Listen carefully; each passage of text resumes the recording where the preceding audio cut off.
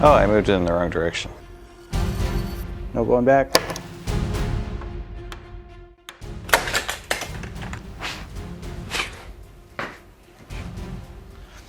I've never fought with a sword before, but this thing is freaking awesome, and it's probably the weirdest thing that I have ever been asked to make. I was watching The Mandalorian with my brother, my buddy, and my wife in a packed movie theater. Okay, there was no one else there, it was just us. Little weird, I expected more people. Anyways, I received a message, a request to build this sword as a trophy for a video game tournament, so I said yes. They requested that it be a second place prize that is made out of scrap wood and purposefully crappy, to which I told my brother and he said, so like anything else you make, rest his soul. And this will be made a little bit easier with today's sponsor, Dexsent. They sent over this nice set of chisels, a block plane, and a shark saw for doing some dowels. It'll be made a little bit easier, and I already promised I would not be touching any paint cans with the chisels. So I can't do that. If I do, don't let me get away with it. Not allowed doing that. All right, let's forge this sword. Is it called forging if it's woodworking? I don't know. So I am building a claymore, which is a rather large sword. Now it is scrap wood, but it is going to be my best work. Okay, I found my piece. So I am going to aim to make this 57 inches to give me a 43-inch blade and a 14-inch handle. The blade will actually be 41 inches, and then there will be a 2-inch space for the crossguard, and then 14 inches for the handle. So with all of that in mind, I roughly measured to about 58 inches, chopped off the excess, and then ran it through my jointer before using my table saw to finish off the surfacing milling process.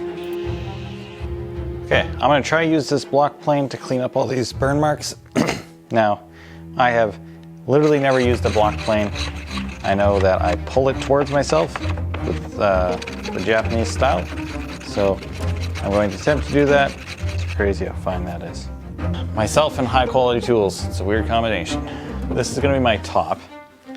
So I measure down 41 inches. That is the length of my blade. If I measure down about 43 inches, it's gonna be where my crossguard starts to come out. Now on the tip of the blade, I measure in 1/4 inch from each side because we're going to taper from that point to 41 inches. I made a mistake that caused me a lot of handwork after. I knew referencing my taper would result in a really sharp taper.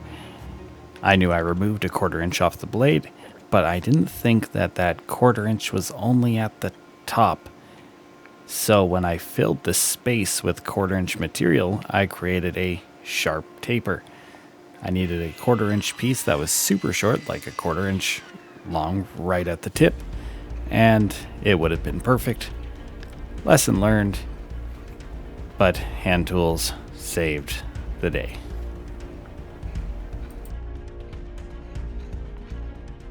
Okay, I've got to a point where I'm pretty happy with this direction.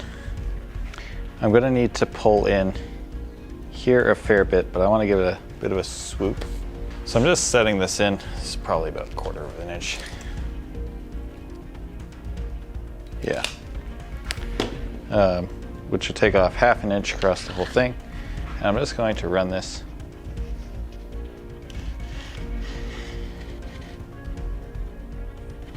down to there.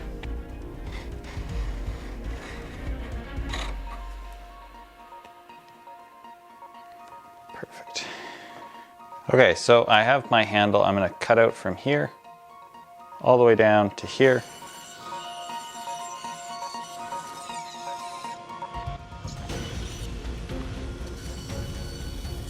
Okay, so I already knew I was not going to find a piece of walnut thick enough to do what I want to do with this. So I'm going to laminate this piece of wood together. But I think before I laminate it, I will do my slots so that I can get it to fit.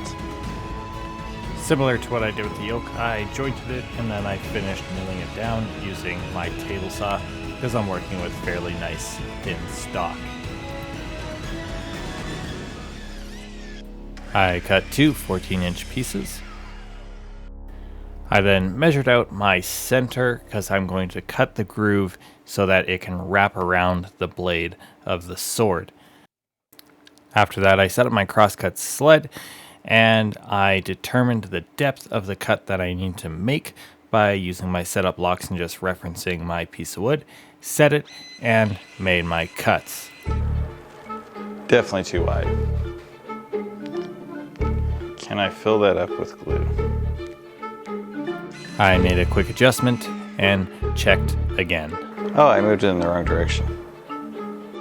So with both my parts ruined, I set up everything again, remade both my parts, and I made sure the setup was perfect. I tested with the test block, and then I ripped out all my inner material, and the fit was perfect.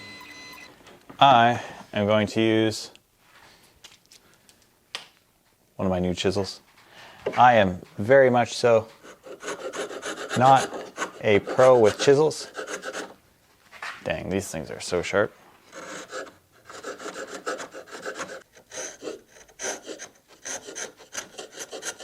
All right, so our crossguard is pretty much ready to go. I'm going to get some glue on it. We're going to clamp it together and just finger your glue.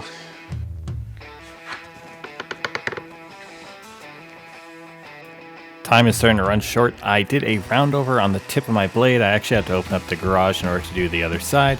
And then I did a nice round over on the blade and the handle, leaving the hilt section square. And that was it for day one.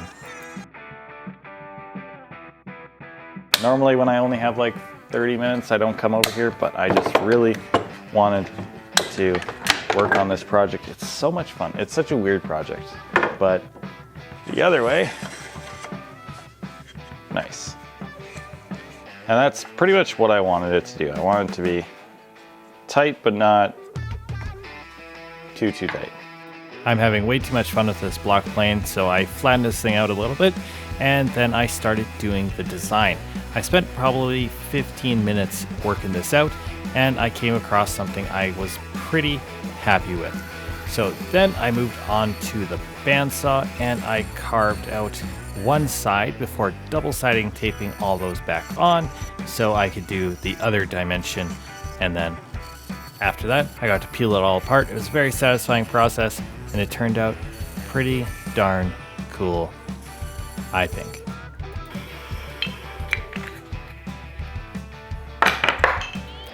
I quickly did a little bit of sanding, a little bit of cleaning up on this thing before I added some glue, and I got it onto the actual blade. I just had to get this done today. So I got it on. I had to, well, beat it a little bit using another block of wood, but it was on there and it was tight and so cool. I never expected to be playing with a sword in a garage as a grown man, but it was fun. Time to go pick up some kids. I have the crossguard glued on, and I'm really happy with all of this. Now, one thing I want to do is, I think I want to do a 1-inch dowel through each of these. Through the middle here, and through the middle here. The dowel on the bottom will be walnut, the dowel in the middle will be oak. But I want to make it more difficult. I want to make a square dowel. So many mistakes were made during this process. No going back. I drilled my holes using my hand drill. I should have used a drill press. I got the holes made, and then I used a chisel to clean them up. And then I started giving up on the chisel because I was running out of time, and used a router. Got it squared off using the router, nice and good. And then I made a quick wooden dowel, kind of decorative, and I dropped it in there, glued it, hammered it. Wasn't working, so I had to use wood, a slightly heavier mallet. For the pommel, a square dowel wouldn't work, so I made a round walnut dowel, and I hammered it in, used the vise to help me, and disaster. After returning later, I made a quick little magnet tool here to chop off the bottom quite nicely, and then I made a square out of this walnut, and I decided I'd do a diamond pattern. So I cut off my excess using the bandsaw, and I rounded it over, and then I did another round over, but with a 45-degree bevel all around, and then I tried getting that on, but I actually messed up that one, so I made another one, but it was a little bit sharper and more square, and I eventually got it on the bottom and cleaned everything up top to bottom.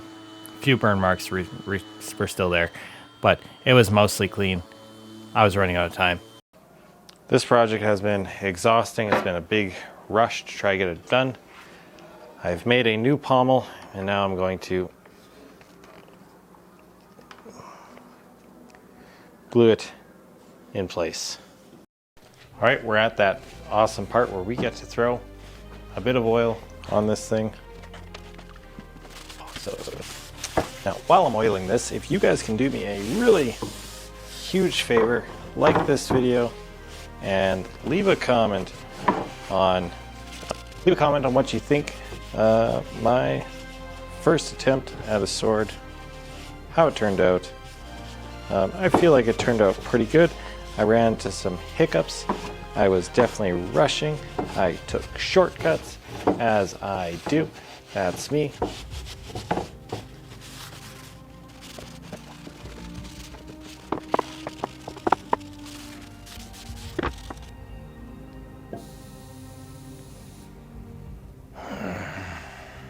Also, this video is sponsored by Dexsent. It might be a little sacrilegious to make a Scottish Claymore using fine Japanese woodworking tools, but they did a fantastic job, and it actually makes me want to use hand tools, chisels in particular, for the first time ever. The block plane, I'm still figuring it out, but I did actually use it quite a bit on this. And yeah, so check out those tools, check out Dexsent, the website, use the code TimberWizard10, we'll get you 10% off. And if not, just browse around. It's pretty cool. Lots of cool things on there. Thank you all for watching, and I hope you enjoyed this video. And if you did, check out my other video where I made a floating cross. It's a popular video. People really like it. And it's also kind of a different type of build. Anyways, if you like this build, if you want to see me make other swords, comment below, because I might actually make another sword, because this was fun. So let me know. I really want to keep it. I don't even want to give it away. But, yeah. Yeah. Voila.